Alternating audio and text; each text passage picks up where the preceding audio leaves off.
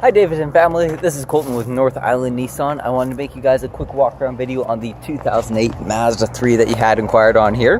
This vehicle was in fact made in Japan, so it was one of the Mazda vehicles that was not correlated with Ford at the time. They actually only made the Mazda Tribute, the B-Series truck, and the Mazda 6 with 2013 or older were the only collaborations with Ford on their vehicles. You can actually tell by the VIN number on this one. It starts with a J, and that's how you can tell it was made in Japan. But it is a sport model, so of course it does have that hatchback on it. There are the aluminum alloy wheels, so it's not just those boring steel wheels with hubcaps. A little bit of a sharper look to them. You get plenty of space in the back of these. There's a button to open up the hatch right on the inside at the bottom there.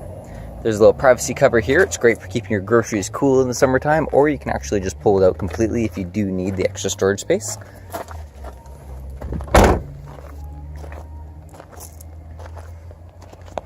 Now there is a little bit of color fading on the top here, just because you're coming from so far away. You should see everything here.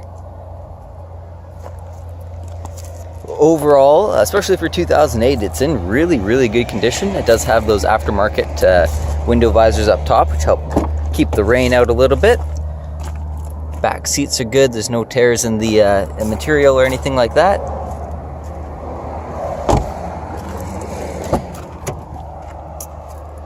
And on the driver's side, you can raise the seat up and down by pumping this lever right here.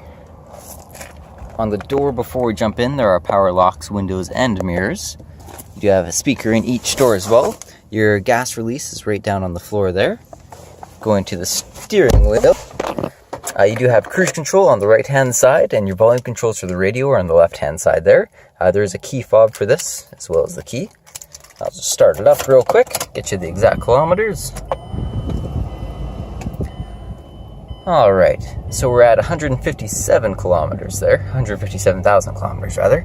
Let me take this little hanger down real quick. So the radio is pretty straightforward on this vehicle. You got the FM radio up top there. There's of course AM, FM. There is actually built-in satellite radio, CD player, and then your media if you want to plug in a phone through the auxiliary port. And going down below that, your volume knob's right in the center there. Tuning knobs on the left-hand side here.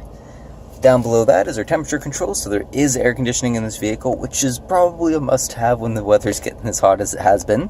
And then there's just a little 12-volt plug-in here. Actually has a cigarette lighter, you don't see those very often.